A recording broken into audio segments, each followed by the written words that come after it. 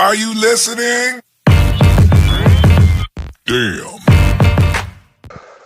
Episode of Trash Talk here. TJ O'Connor. Tonight we're being joined by Damion the Wolverine Hill.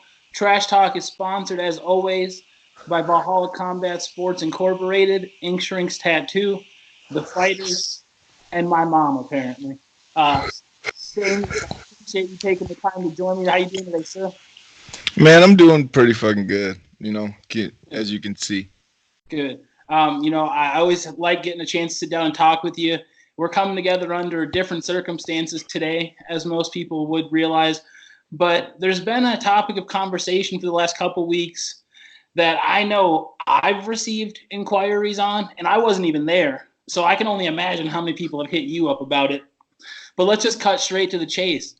September 14, you're cornering a fight down at Three Rivers Throwdown. The fight gets stopped. What happened, man? Okay, so my guy was fighting, and I'm probably like the best cornerman ever, like in the entire fucking world. So my fighter was in danger, and I had already knew things going into the fight, just leading up to it, that if he gets put in a bad position, I'm not gonna let him get put to sleep.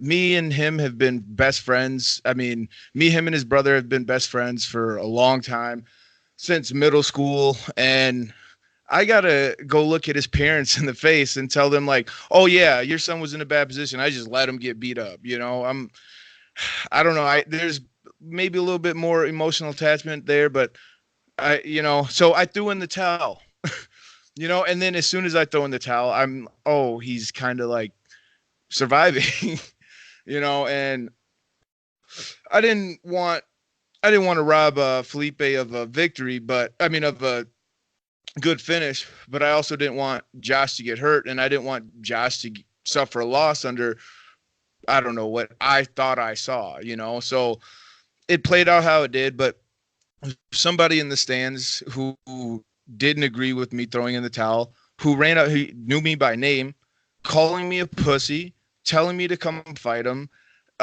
just all up in my face. So at that point, the thing that flashed in my mind is like, who the hell is this guy? Where the hell did he come from?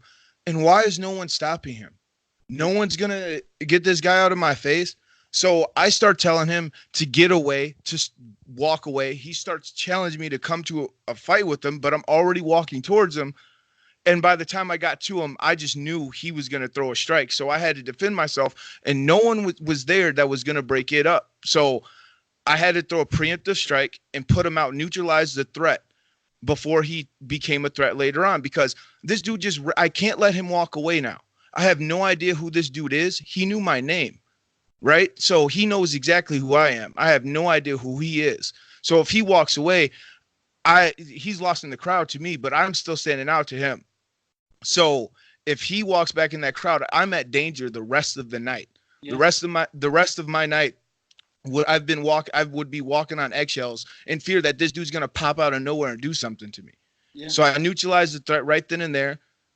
Security escorted this man out, and I didn't have to sit in fear for the rest of the night. So I'm personally glad that you're safe. I mean, clearly this was a situation where your life potentially could have been in danger. It was in danger. Man. And I mean, like, this is something where you mentioned for the rest of the night, this could have been something that haunted you for the rest of your life.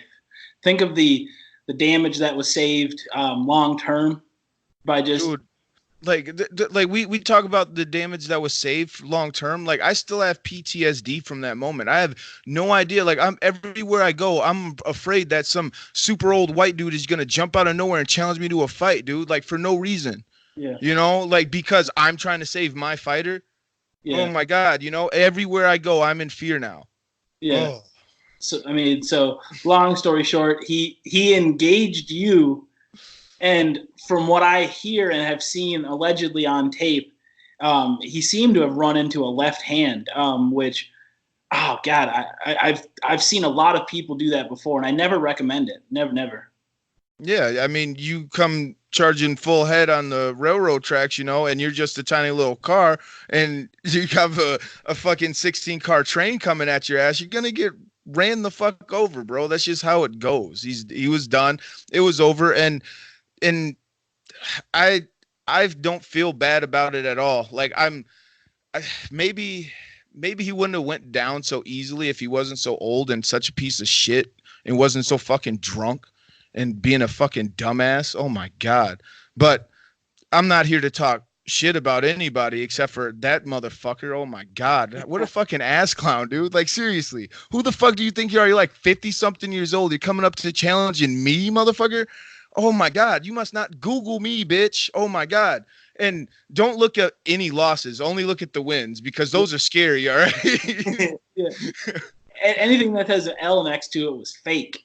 Yeah, exactly. You know, that shit didn't even happen, bro. Like, I really won, and then they just say, "Oh yeah, Damion, you lost." Reid to help them in their career by helping them out. But I mean, like, even getting back on the topic, I can't imagine that was the first time someone's ran upon you. So I mean, it wasn't a situation to where you froze. I mean, you just acted accordingly. Yeah, well. Okay, I'm not gonna like say like, oh, my life was so hard or anything like that, but I don't know. I think a lot of the fighters know like there's just situations that occur that you know when a fight is going to go down and you know how it's going to play out. And because I've been in situations like this so many times, I know how it's going to play out later on throughout the night. You think anytime I went to a school dance and me and somebody like bumped into each other and words were exchanged that later on that night, things didn't happen when we bumped into each other again? No, that's when the fight happened, you know? So it's best just to neutralize those things right then. But I remember being in middle school and bumping into somebody in the hallway, and then right when like 8th period or whatever, like because it was middle school, whatever, we had that many hours and shit. Each one was every half hour you had a new class. So anyway, by 8th period, you have a motherfucker coming up to you trying to check you, and what do? You got to throw down, and then it doesn't matter if the teachers are coming or whatever. It's like I can't even think of it. Like there was another time, and this was in high school. I actually ended up getting charged with a felony assault charge because I was defending myself and I won.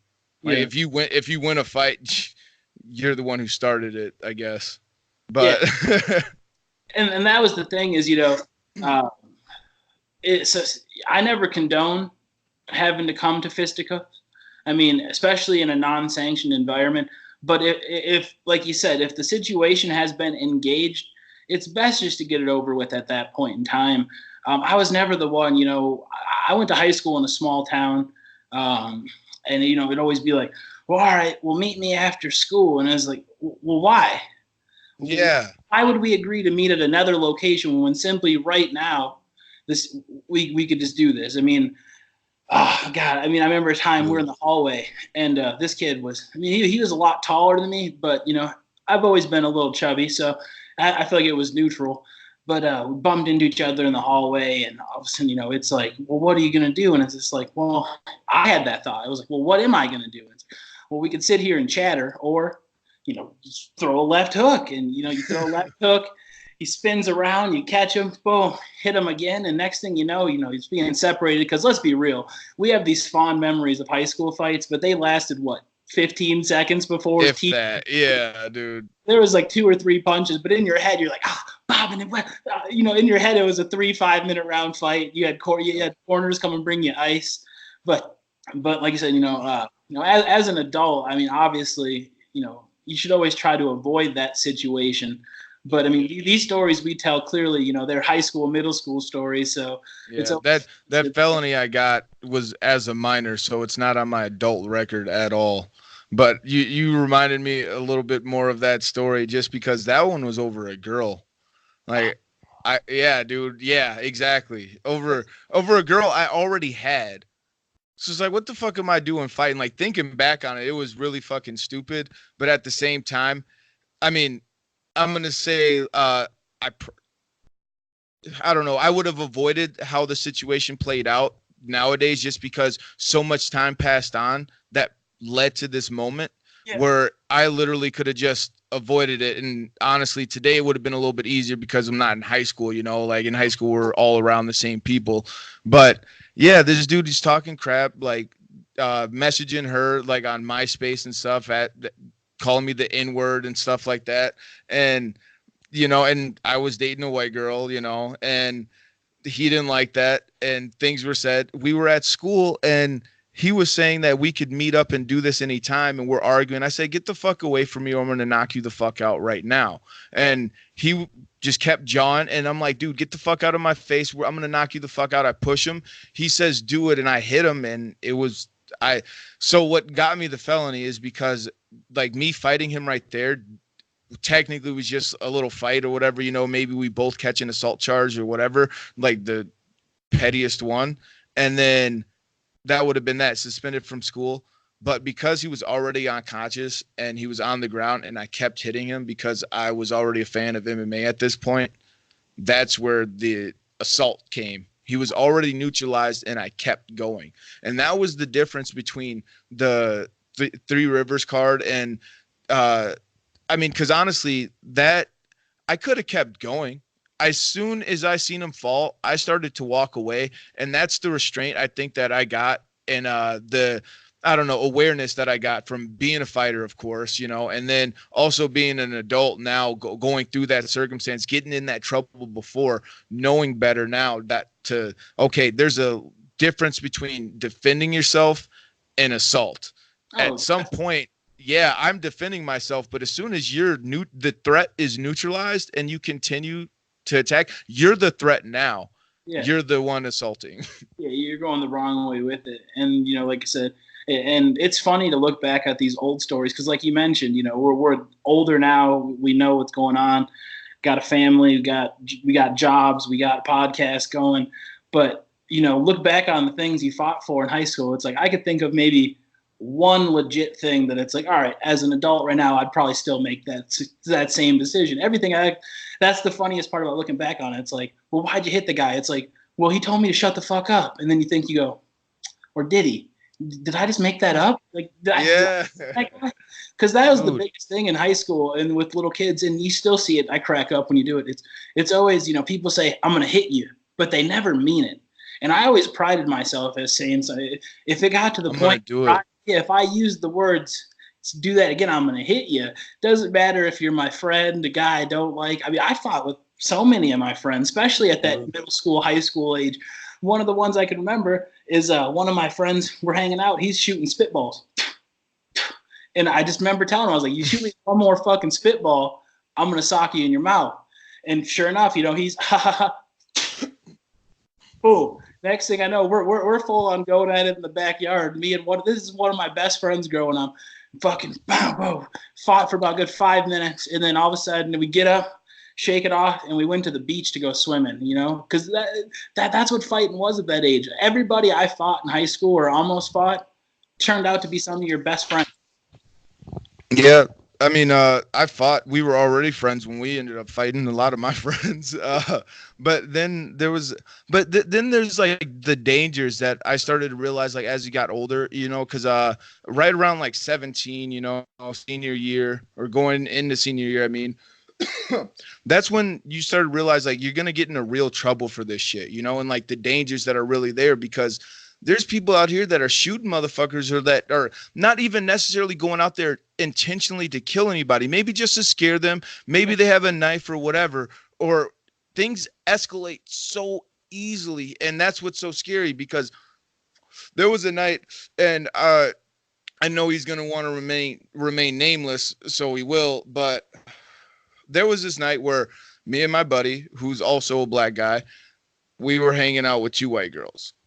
And they just happen to have a stepbrother who is very fucking racist and has a racist friend who didn't like the fact that they were over at our house and telling us to come drop them off. But granted, we were in high school, yeah, but we were drinking. We're not going to drive. Those guys are asking for our address. We're like, you guys are calling us niggers and shit. We're not giving you the address. Fuck you, you know? So one of the girls texts her brother the address. They ended up coming over there. As soon as they get there, they're yelling and screaming out shit to us. I walk right up to them in my driveway, and I just start throwing hands with the first dude that got out of the car. Then as soon as the other guy comes out of the car, I push him away, and he's like stumbling down trying to catch his balance. And I start walking towards the other guy, and I start throwing hands at this dude. Then my boy walks up, and he has something on him, and the first guy that I was throwing punches at gets back in the car. The other guy, like, he starts backing up from me, and as he's backing up from me, my brother comes and grabs me, and he gets back in the car. The girls are in the car, and they drive away, and they're yelling out racial slurs as they drive away. And I didn't even know that my buddy had what he had on them, but it so easily could have escalated into accomplice to murder. Yeah. Like, and that fucking, I was at my house. Those dudes showed up to my place, and I fought, and I could have been in jail for the rest of my life. Yeah, and that's the thing. At 17. And that's the thing about it, and that's the biggest thing that you take away from it is, it's just not worth it. And that's why, like I said, all the things I fought for as kids, obviously most of them as an adult, you just, look the other way and say it's just not worth it, because you never know. That's the thing about fighting. We think of it as an MMA, as a sport, and we love it. That's what we do. But it's a very personal thing. And that's the thing about it is, no man, or woman for that matter, no one wants to be assaulted, beat up, especially if it was an agreement, we're going to fight, you lose. That's an ego hit. And some people, can't take it, and they're willing to escalate. And it gets to a point where it's just not worth it. At that point, if you want to win that bad, my friend, I'll force. You win. I tap. You win. It's all you. And I will live to fight another day. Yeah. You quote Craig. Craig's dad all the time. Always, shout out to Craig's dad. And but that's the thing though, is you mentioned the times where it's personal, and I remember the one thing where I said, there's lines you don't cross. I remember I was 13 years old. It was 2 months after my dad originally passed away, that's coming up on 15 years ago now. It's crazy to even think about that. And I was in school, and there was this kid who made this off comment, something about your dad, and little kid stuff. How friends would joke your mom. But this is one of the situations where it's like, we're not friends, and that's not a topic that should be breached. And I remember saying that respectfully the first time, like, hey, that's not cool right now. My dad just passed away. And I remember the kid looked at me with a straight face and said, well, that's not my problem. Sounds like his. And I just remember and then the bell rang, end of class. And I was just like, okay. And I made the conscious decision at that point, we're fighting. And it gets to a point where luckily he's in the very next class as me. So I remember going to my locker, and I talked to my good friend and longtime friend, guy well, Mr. Cheddar. Cheddar Bob, baby. I remember walking up to him, and I tell him what he said, and he goes, word? And I go, yeah, I'm going to fuck this dude up. And he goes, I'm coming with you, dog. So he's not even in my next class. He's not even in the class, but comes and sits down because he knows me. And like I said earlier, if I told you I'm going to do something, especially at a fight situation, those aren't things you say lightly. You don't tell someone you're going to fight them if you're not prepared to do so. So we get to the next class. The bell, before the class even starts, we sit down. He's right there. Boom, jump up. I'm like, yo, you fucking say some shit. We're like 14 or 13 years old. I don't even remember what I said. It was something stupid, probably like, yo, get up. Get up, cuz we throwing hands. It was very, I will admit, I was very inner city at that point in my life. And fucking the kid got up, and I was like, okay, we're doing it. And I just remember I was like, well, what the fuck you say? And he's like, blah, blah, blah. And I remember some other kid, and one of my good friends at the point, yells, say something about his brother. His brother just died. And I was like, no, fuck that. Do something. And I just remember, I remember just staring right at his face. And all of a sudden I seen his lips go, you do something. And to this day, I ended up having 9 competitive fights. I was lucky to win 7 of them. I threw a lot of good punches. I was able to finish some fights with punches. To this day, the best punch I've ever thrown in my life, straight down the pipe. First time I broke somebody's nose. Boom. Man. Cracked this kid right in the nose. He went through the school and through the classroom, across and hit the wall on the other side and just kind of slumped down. And I, like you mentioned earlier, I was a fan of UFC at that time. That's when I first became a fan. So you got to finish the fight. It's not on me. It's on the ref. Where's the teacher? Yeah, I got 2 or 3 more off before it was finally stopped. And that was the first time I got in serious trouble for a fight. And that was one of the times where, you look back on it and you go, that was a dumb decision to make. But I'd make that exact same decision to this day. And and I remember going back to school 2 weeks later because there was a lengthy suspension with that one. And I remember you could still see he had the traces of 2 black eyes. And that was enough to where at the time to go, okay. But like I said, to this day, I mean, we're talking 15 years later, there's just lines you don't cross, obviously. Yeah. But, dude, the bottom line is like feelings get hurt and you have no idea where you're touching when you go towards somebody's feelings. And somebody could be feeling, oh, I could say something about your brother now, like old boy said, but some people could be like, oh, you hurt my feelings. Now I'm going to hurt you. Hurt me emotionally. I'm going to hurt you physically. Fuck. And that deal with. Sorry. And you mentioned that it was in the next class that happened. That brings me back to the fear that I was in when I was at the fights. I have no idea when this dude is going to approach me next. Like whatever's going on with him could be stewing in his head. I have no idea what inspired him to come towards me in the first place. Yeah. But now an altercation happened and it could be stewing in his head the whole time. And now he approaches me later. Am I ready for that? I was there on other business, and shit. I had to handle that business so I could concentrate on my other business. Yeah, exactly. And the thing that makes your story even more just, it's one that caught me off guard. I remember sitting at home the night of this happening because, as the fans know, I don't live in Minnesota. I'm not able to reach out to every fight card. And I got a text message and, jokingly enough, it said Damion Hill knockout of the night. And I remember responding back to this person who I'm not going to name because, a lot of people, I don't want to get anybody in trouble. But I remember he just reaches back to me and he goes, yeah, no, Damion just knocks him the fuck out. And I was like, you're lying. Like, what? And he goes, nah. And rather than getting into a back and forth argument, I remember just reaching out directly to you. And I shot you a message and said, what's such and such talking about? And it was about 3 minutes before I got a response. And I remember looking at my phone and I seen that you seen my message. And then it popped up like you were typing something. And then you just started calling me. Yeah. And tell me about the situation. And for one, it's like, for anybody to try to come at anybody in a corner is a no-no. I mean, and obviously that situation was handled accordingly. The person was escorted out of the building. But for a fan, I mean, how many PBRs deep was this guy to go, no, Damion Hill. So he knows instantly what's going on at this situation, who he's speaking with, and then go, I'm going to walk towards him in an aggressive manner. I don't understand the thought process. That is the mind, in my opinion, of a crazy man. And in today's day and age, you got to put those threats away. And I could nothing but agree with you. With all the shit that goes on in the news, I'd rather hear about Damion flatlining some weirdo than some crazy shit. So yeah, I put that to you, sir. I just got to say, there's just a few things that don't mix, but they're at every single fight.